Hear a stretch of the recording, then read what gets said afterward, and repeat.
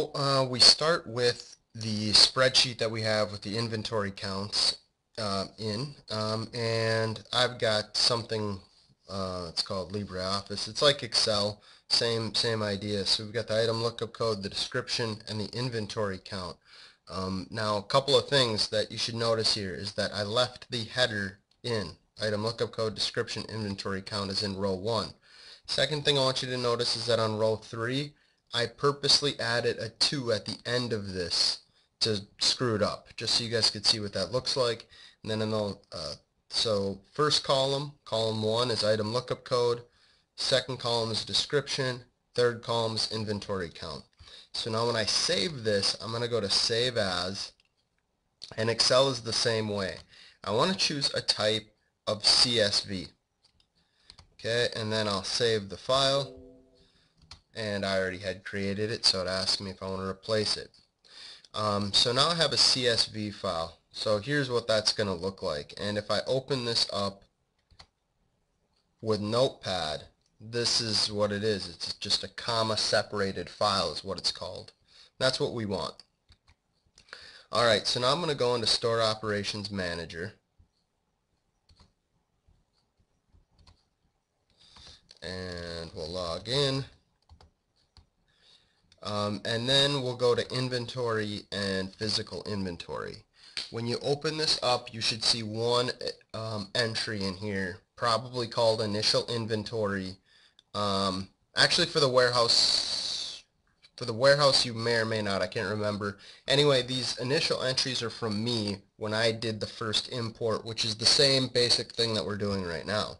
So we're going to click New, and now you've got an option to tell the system potentially which group of items you're counting. You know, think of it in terms of a cycle count where you may not be counting everything.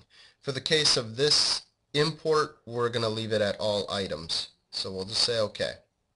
Alright, this generates a list of every product in your system, and the counted quantities start out at 0. Now you should give this some kind of description like I did on the first one, initial inventory.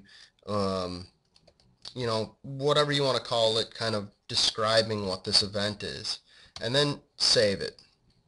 Now if you don't put in a reference number, the system will generate one for you, which I recommend. Notice the status is white. That means this is an open inventory count. This gray color, that means that this is a closed inventory count. So I'm going to go into the properties of this. Technically you wouldn't need to save it. I like to personally. Then we're going to go over here to Import File. We'll click Next, and then I'll hit this little magnifying glass to find the file that I just created. So here it is. Alright, and then we're going to choose this top selection, which is checked by default.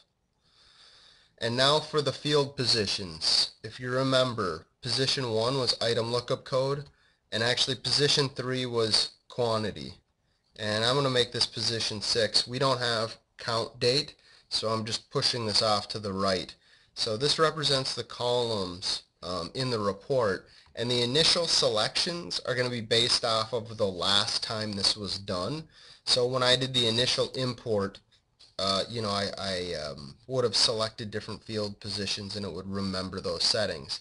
The field delimiter, it's important that the selection here is comma. You want this to be, it's a comma separated file.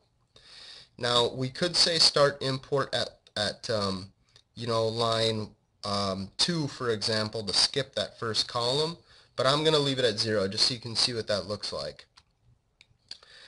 Now update matching items and add new items works, and then I want you to choose replace existing counts, and then we'll say next. Okay,